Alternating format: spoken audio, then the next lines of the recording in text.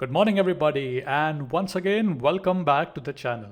In this video I want to show you a very generic Python template that allows you to read data from an SQS as a Spark data frame.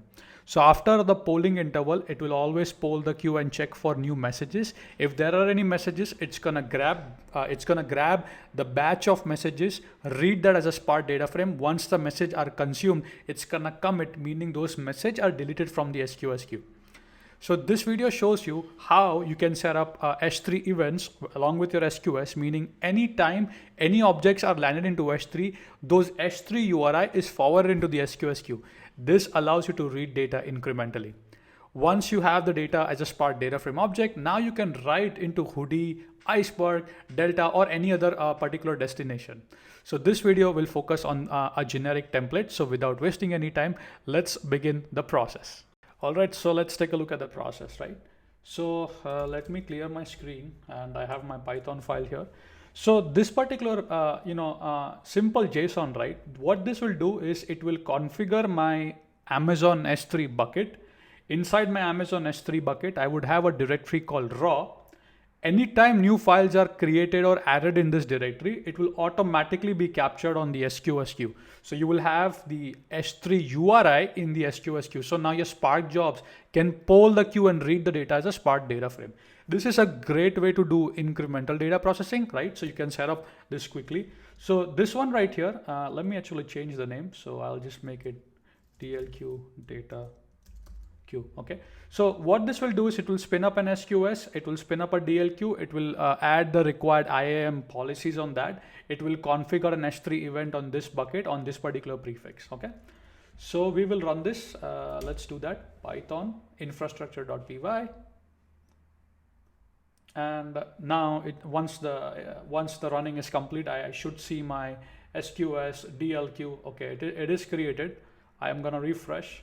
Here you can see my data queue and my DLQ. If I go to my Amazon S3, that's my raw folder. I don't have anything inside that. Properties, and here automatically it was able to configure event notification. So anytime you see any objects are added, automatically they will land up on the SQS queue. So once this is done, right, now we can upload some mock data, right? In the same folder, I do have some sample CSV file given to you. So you can try this out. Simply come and drag these files here, right? So I will simply select, drag into my raw folder and click on upload. So two files have been added, right? So now if you go to the SQS queue, I simply refresh. Here you can see there are two messages inside that.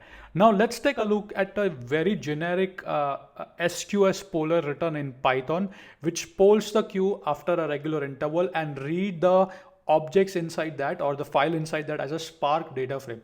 After that, you can write it into Hudi, Iceberg, Delta, or any other custom destination of your choice. So let's take a look at the consumer, the Python consumer now.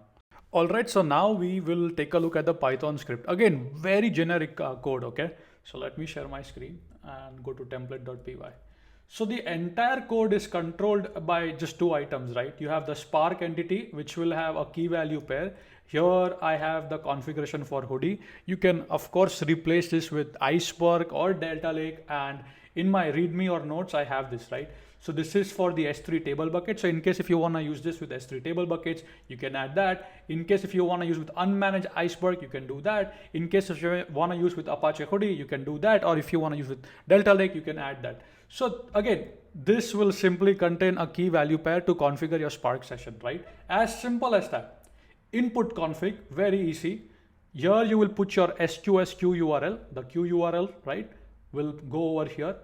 Then the poll interval is basically after how many seconds the SQS queue, the consumer should look for messages in the SQS queue, right? Batch size, you can of course control and play with the batch size. So what this will do is it will grab the S3 URI from the SQS queue and then reads as a Spark data frame. And then you can easily write your target, right? It can be Hudi, Iceberg, Delta, because you've already configured that in the Spark session, right? Format as CSV, again, CSV, JSON, whatever, Parquet, whatever formats you have, you can easily define that, right? And then I'm gonna set this to true. So once the messages are consumed, right, we will have to prune them or delete them from the queue, right? So that's that, and that's it. So simple, right? Spark and input config, which takes a queue URL and bunch of parameters, right? So let's go to the SQS queue. You can see I have two messages, right? So what I will do over here, so wow, again, when you're running, you need to set these environment variable first, and then simply that's it. You just gotta run it. So now I'm gonna template consumer.py.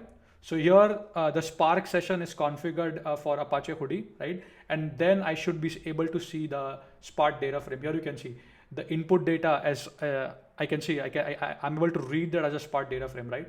And now you can see it's again gonna poll, and then if it doesn't find any messages, it's gonna wait, right? So anytime you drop any files, automatically it will be read as a Spark data frame, and then you can write it into whatever target you want, right? So for example, again, just want to show you this live probably. So right now we consumed the message, right? So we have 0 items in the queue.